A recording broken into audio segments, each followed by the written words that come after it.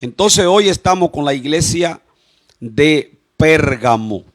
La iglesia de Pérgamo. Esta iglesia fue pastoreada por un pastor llamado Antipa.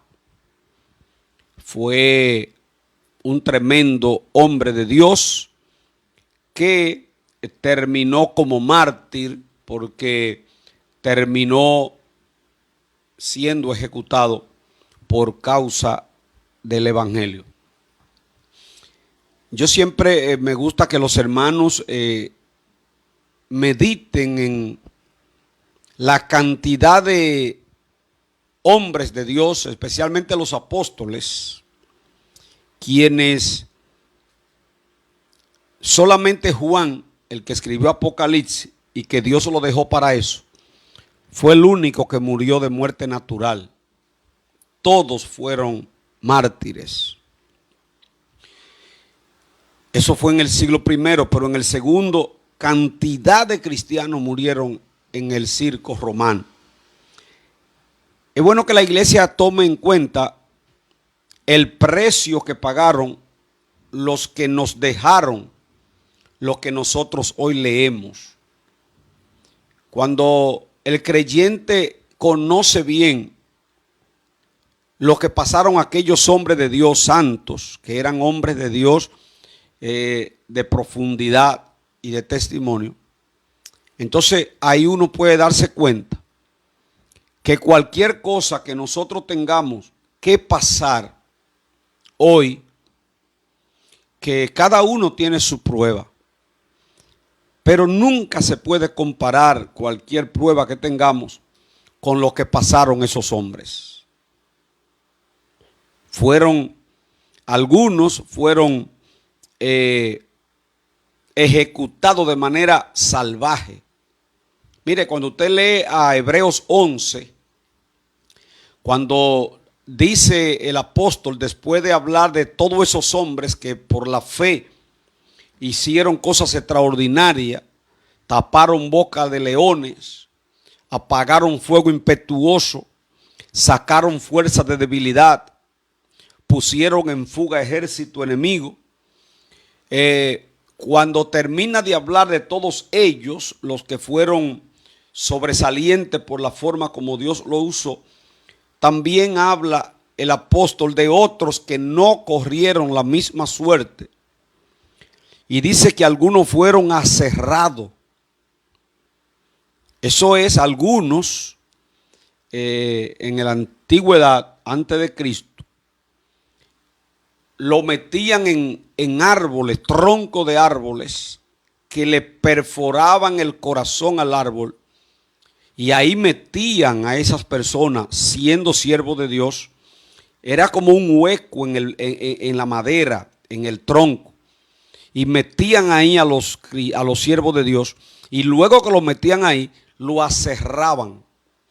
O sea, lo partían en muchísimos pedazos. A otro lo aserraban, abriéndole las piernas con la cabeza para abajo. Y lo aserraban como se hace con la madera. Dice en Hebreo capítulo 11, fueron aserrados, cubiertos de pieles de oveja. O sea, le ponían una piel de oveja encima para que los animales lo devoraran. Esos fueron aquellos que antes de Cristo, por el mensaje que tenían, morían. Entonces es importante que usted sepa que posiblemente lo que usted esté pasando hoy es muy inferior a lo que pasaron esos grandes hombres de Dios. Entonces aquí en Pérgamo, a la iglesia de Pérgamo, en Asia Menor, dice la carta ya dirigiéndose a esta iglesia: escribe al ángel de la iglesia en Pérgamo, al pastor, al que estaba dirigiendo en ese momento, el que tiene la espada aguda de 2 filos, dice esto. Es muy importante que analicemos por qué el mismo Señor aquí se presenta como ni siquiera dice yo soy Jesús. No dice yo soy el Mesías, no dice yo soy Emmanuel. Ahora Cristo cambia el mensaje, porque el tiempo de él hablar con humildad, vengan a mí los que están trabajados y cargados, ese mensaje que él tenía para los pecadores de misericordia, ahora ya ese mensaje no lo tiene aquí en Apocalipsis. Y ahora se presenta no como el Cordero de Dios que quita el pecado del mundo. Ahora él se presenta como el que tiene la espada aguda de 2 filos en su boca. Oiga, el que tiene la espada aguda de 2 filos dice esto, de 2 filos. ¿Qué quiere decir él? Ahora me presento como el que va a ejecutar sobre aquellos que no me aceptaron, que no me reconocieron. Porque la gente cree que Cristo va a venir como vino aquella vez, con debilidades, dejando que lo abofetearan, dejando que lo escupieran. No, esa etapa de él pasó. Cuando él resucitó le dijo a María, no me toques, ahora no me puedes tocar, ahora con el cuerpo que tengo. Entonces ahora él viene con una espada de 2 filos. Cuando usted oye la palabra espada de 2 filos, no le quepa dudas que está hablando que viene a ejecutar. Esto tiene que ver con juicio. Esto tiene que ver con castigo. A Cristo nadie le podrá pedir clemencia cuando Él venga, porque el tiempo de la clemencia terminó. Es bueno que la gente sepa que el tiempo de la gracia se acaba. El Cristo de hoy es un Cristo a la derecha del Padre, intercediendo por la humanidad, intercediendo por nosotros. Pero el que presenta aquí, él mismo que se presenta aquí como el que tiene la espada de 2 filos, está diciendo, yo vengo. Fíjense que dice que al anticristo, solamente con el resplandor de su venida, acabará con el anticristo. Y los ricos de la tierra, y los poderosos, y los que se creen grandes, dice la palabra, le van a decir a la peña, escondednos del rostro de ese que viene ahí, porque el gran día de su ira ha llegado. ¿Y quién podrá estar de pie? ¿Quiénes decían eso? Lo decían aquellos blasfemos que no creían en él. Ahora le están diciendo a la peña, escondednos del rostro de ese que viene ahí. Por eso le está diciéndole aquí a la iglesia, porque aquí es a la iglesia que le está hablando, a la de Pérgamo. Escribe al ángel de la iglesia en Pérgamo. ¿Y quién es que le está hablando? Dice, el que tiene la espada aguda de 2 filos, dice esto. La espada para ejecutar. Yo conozco tus obras.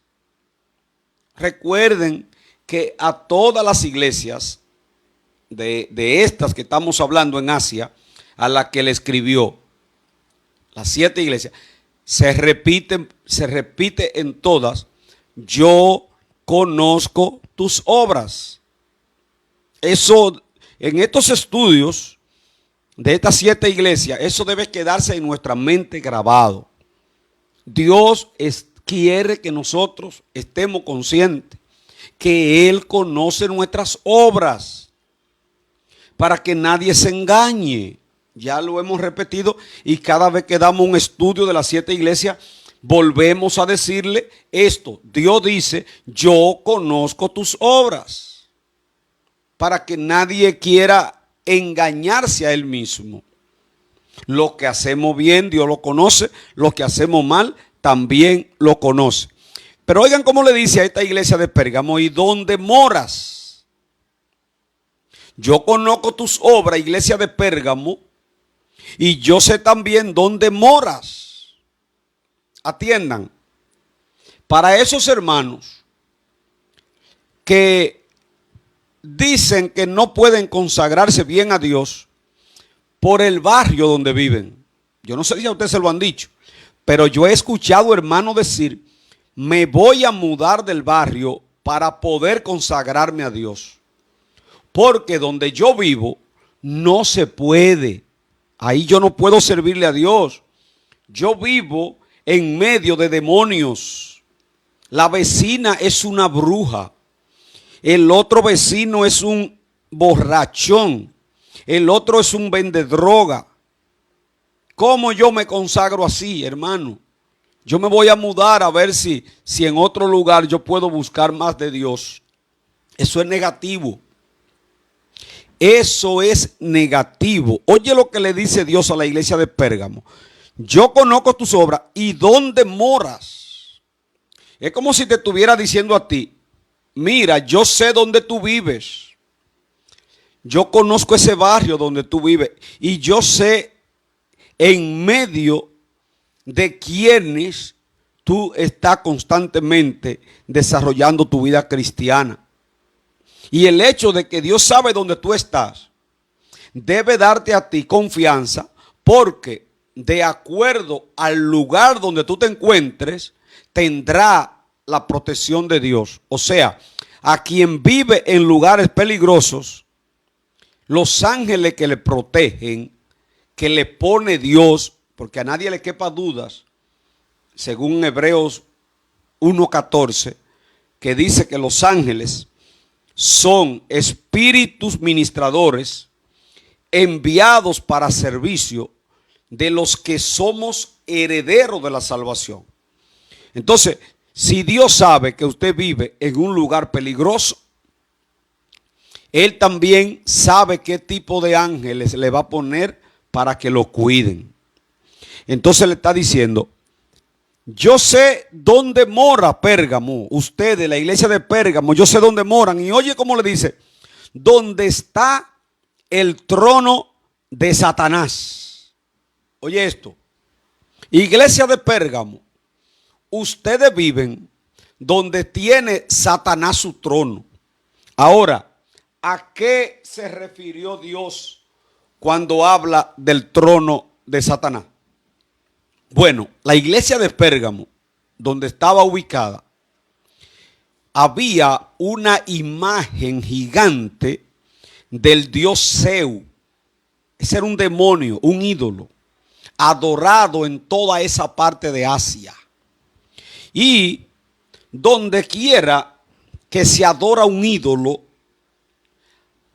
a grande magnitud, es un trono de Satanás. Yo quiero que ustedes sepan que Higüey es un trono de Satanás.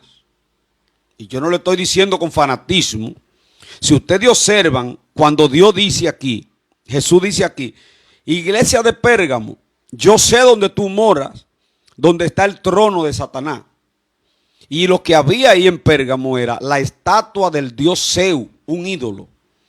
Quiere decir que nosotros podemos decir aquí también que Higüey, en esa área donde está la Virgen, eso es un trono de Satanás.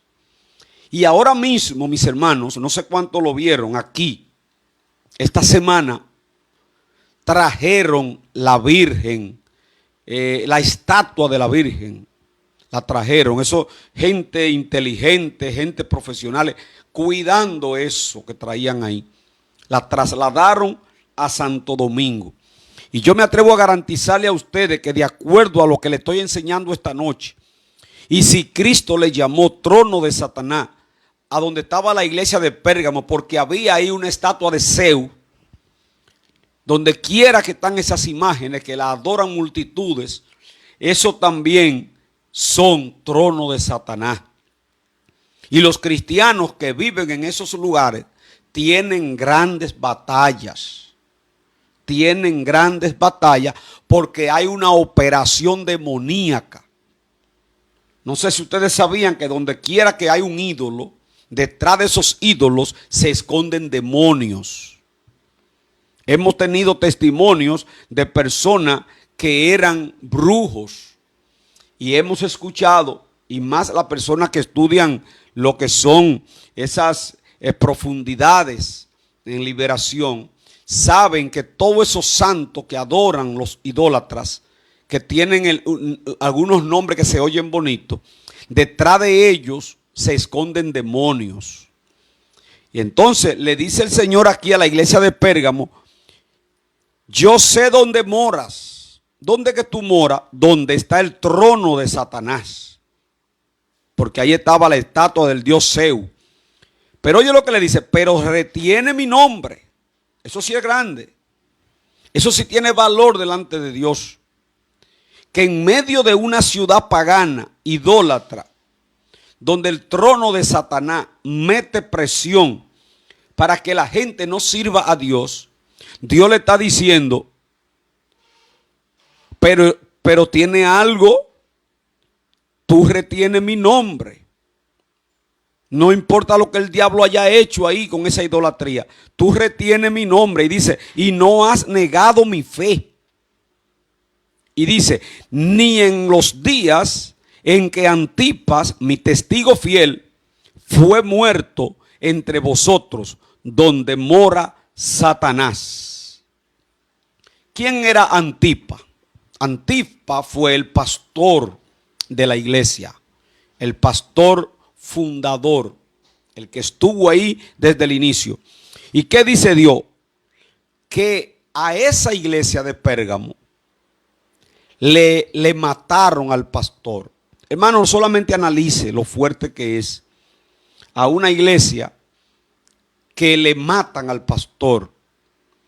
Y se lo matan porque en el lugar donde está pastoreando hay oposición a lo de Dios, porque hay un trono de Satanás establecido. Hay un trono de Satanás. Y esa iglesia, según dice Dios, aun cuando le matan al pastor Antipas, dice aquí: aun cuando mataron a Antipas, mi testigo fiel, que fue muerto entre ustedes donde mora Satanás, aún así ustedes no han negado mi fe. Esta no era cualquier iglesia, porque, óyeme, el mismo Señor dijo,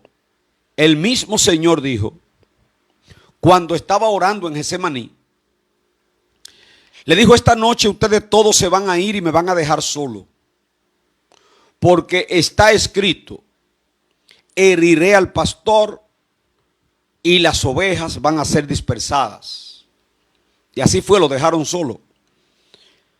Sin embargo, aquí el Señor le está diciendo a la iglesia de Pérgamo que aun cuando al pastor, que lo normal es heriré al pastor y las ovejas serán dispersadas, sin embargo, Antipas lo mataron donde moraba el trono de Satanás, donde estaba la estatua de Zeus. Y la iglesia, aún así viendo a su pastor muerto, sacrificado como un mártir, no negó la fe. Esos son los verdaderos cristianos, los que se mantienen firmes a pesar de las oposiciones, a pesar aún del peligro de muerte. Ellos tienen muy pendiente lo que dijo Cristo: no tema al que te mata el cuerpo, pero no puede hacer más nada. Por eso le dice que ellos retienen la fe aun cuando vieron la muerte de Antipas, que fue muerto donde mora Satanás. Pero aquí viene ahora la partecita negativa. Miren, una de las cosas que le da veracidad a la Biblia es que la Biblia, a ninguno de los hombres protagonistas en la Biblia le esconde nada. La Biblia presenta a los hombres de Dios con sus virtudes y con sus defectos. Siempre lo presentó como eran. Observa que esta es una iglesia, por lo que nosotros leímos arriba, de que aun cuando murió su pastor se mantuvieron firmes. Sin embargo, no por eso él le va a dejar pasar por alto lo que no está bien. En el 14 dice, recuerden que estamos en el capítulo 2, versículo 14. Pero tengo una poca cosa contra ti. Ahora eso sí es importante. Observen que Dios dice, tengo unas pocas cosas contra ti. Lo que indica que no hay muchas cosas para esta iglesia, pero hay. ¿Qué es lo que tengo contra ti? En el versículo 14.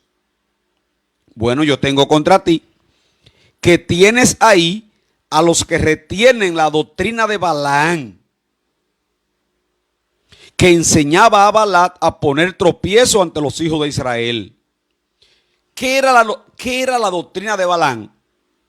Bueno, Balaam fue contratado por Balac, un rey que quería impedirle a los hijos de Israel pasar por su territorio en su trayecto hacia la tierra prometida. Balaam, por dinero, trató de maldecir al pueblo para que no avanzara. Ahora, ¿qué es lo que Dios le está diciendo a la iglesia?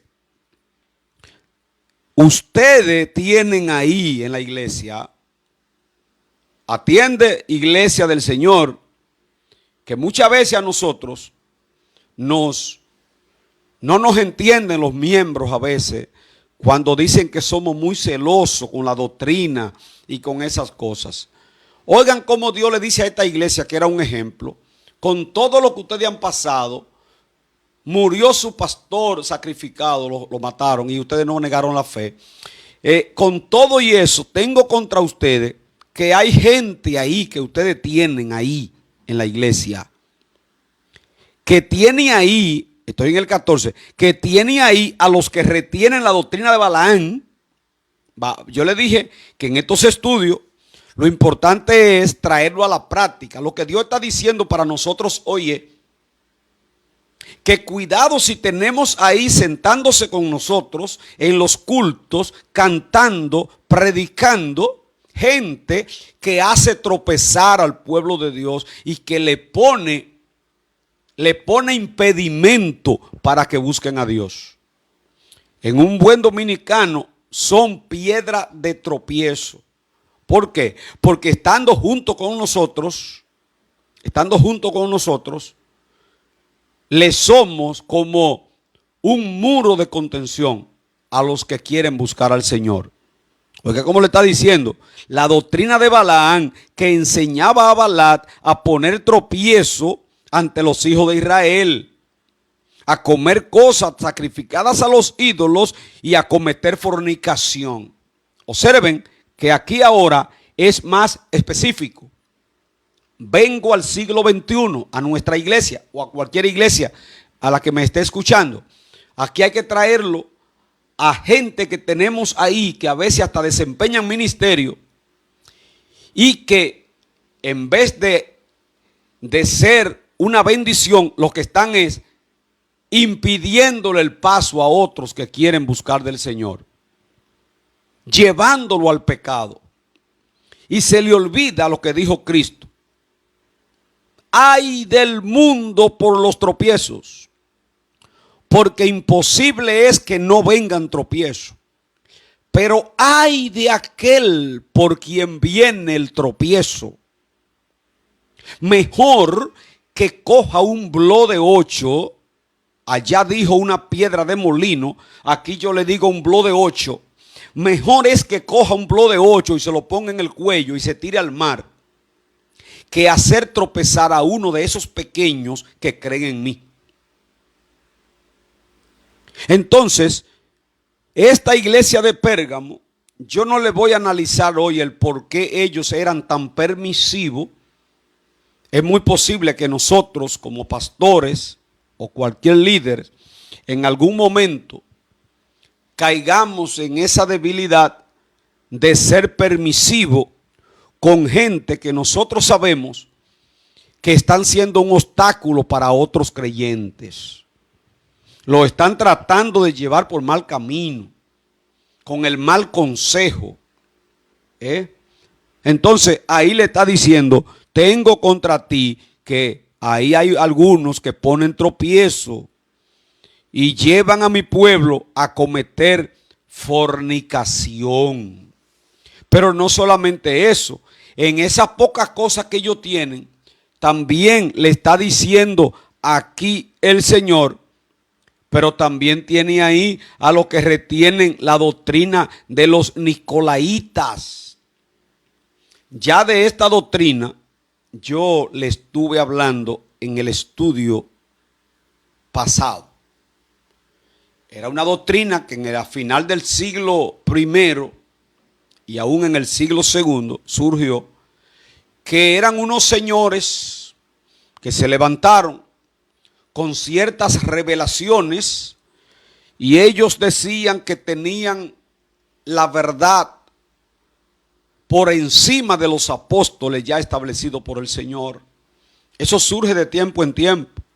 Gente que salen con una sabiduría diabólica.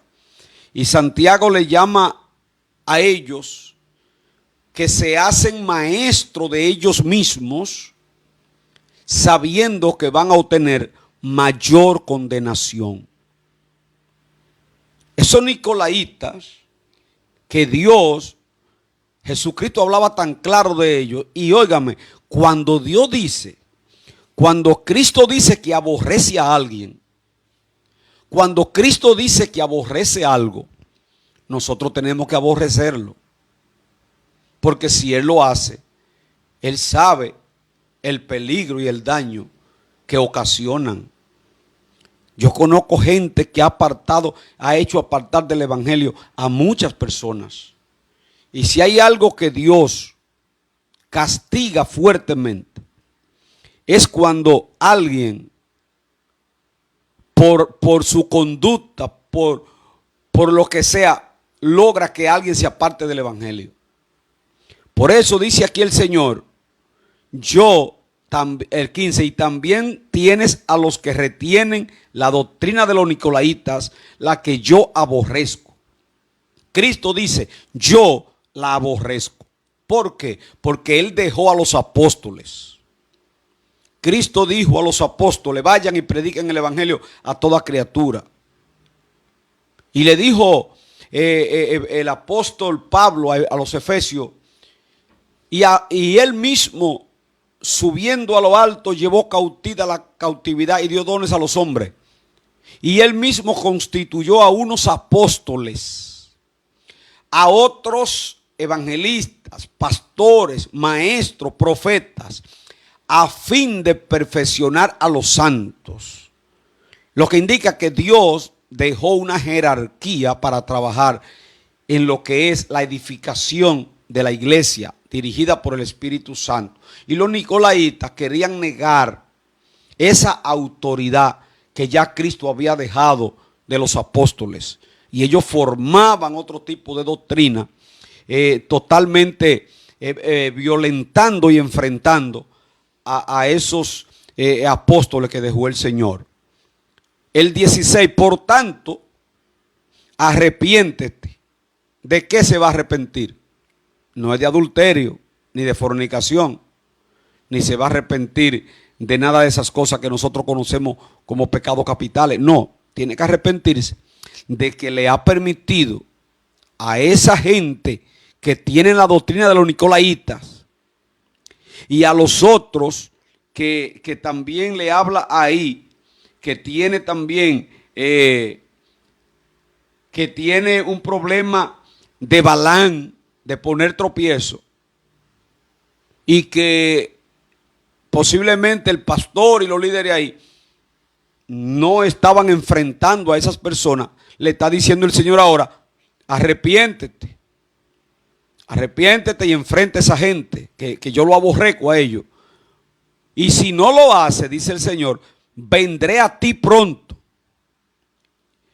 y pelearé contra ellos con la espada de mi boca. Aquí repite lo que yo le expliqué al principio de cómo Él viene con su espada de dos filos para atacar, para castigar, para ejecutar juicio. Entonces le está diciendo al pastor, si tú no te arrepientes y resuelve eso, yo vendré pronto y yo me voy a encargar de pelear contra ellos con la espada de mi boca. O sea, yo lo voy a enfrentar. Fíjense que hay cosas que Dios espera que nosotros como líderes la hagamos. Y si no la hacemos, entonces Él entra en acción y ejecuta. Es lo que está diciendo aquí. Con la espada de mi boca me encargaré yo entonces porque hemos dicho tantas veces que Dios pelea por su obra. Dios pelea por su obra. Él espera que nosotros seamos celosos por la obra de Dios. Pero si no lo hacemos, Él está diciendo aquí, entonces vengo yo personalmente y con la espada de mi boca, yo peleo contra ellos, contra los nicolaitas que han creado su propia doctrina y no se someten a nadie. En las iglesias hay gente así. En las iglesias hay gente así. Se congregan solo para decir que se congregan en una iglesia, pero se gobiernan. Ellos no se someten a pastores. Ellos hacen su voluntad. Y solamente tienen al pastor como un adorno. Sí, ¿y cuál es tu pastor? Fulano de tal. ¿Y dónde te congrega? En la iglesia tal, como un adorno para poder decirle a los demás. Pero no se somete. Anda como chivo sin ley. No tiene cobertura. Entonces, ese tipo de persona, al que está diciendo aquí el Señor, llega un momento que Dios mismo tiene que venir a ejecutar juicio, porque no hay forma de que Dios deje pasar por alto cuando la gente se mueve fuera de los lineamientos que Él ha dejado en su palabra. El 17, el que tiene oído, oiga lo que el Espíritu dice a las iglesias. Que se lo dijo a aquellas 7 iglesias de Asia, hoy a nosotros. Al que venciere, daré a comer del maná escondido. Es un maná, recuerden que en el desierto, el Señor mantuvo a su pueblo 40 años con un maná, un pan del cielo que le daba, que le sostuvo por 40 años. Y aquí está hablando de otro maná. Al que venciere, le daré a comer del maná escondido. No solamente le va a dar del maná escondido, sino y le daré una piedrecita blanca. Y en la piedrecita escrito un nombre nuevo. Aquí hay algunas explicaciones. Estamos, Merari, estamos en el capítulo 2 de Apocalipsis y estamos leyendo el versículo 16 y 17. El que habla del maná escondido es el 17. Pero además del maná escondido dice, le daré una piedrecita blanca. Y en la piedrecita escrito un nombre nuevo, el cual ninguno conoce sino aquel que lo recibe. Aquí algunos estudiosos, exégetas, enseñan que esto es el nuevo nombre de Jesucristo, porque en otra parte dice que le dará su nombre nuevo, lo que indica que cuando usted pueda vencer y yo, en esa piedrecita recibiremos el nuevo nombre de Jesucristo. Ustedes saben que en el Antiguo Testamento hay cantidad de pasajes proféticos que le dan diferentes nombres a Cristo. En Manuel, por ejemplo, en Manuel, en el Antiguo Testamento, Jesús, el Mesías, Rosa de Sarón. Son muchos los nombres que hay en el Antiguo Testamento hablando del Mesías. Aquí Él le da la promesa a la iglesia de Pérgamo y a todos nosotros de que ese día, cuando podamos vencer, cada uno recibirá esa piedrecita blanca con su nombre nuevo. Hay otros que enseñan que eso puede ser también que a nosotros nos cambiarán el nombre. Cualquiera que sea de las dos, es una gran bendición. Así, mis hermanos, que esta noche hemos estado estudiando sobre la iglesia de Pérgamo y ojalá que nosotros podamos tomar como ejemplo, por lo menos las iglesias que hemos hablado de ellas hasta ahora, tienen más cosas buenas que las pequeñas cosas malas que Dios le mencionó. Ahí hay una enseñanza para nosotros. Es posible que tengamos muchísimas cosas buenas, pero que tengamos cositas que hay que arreglar.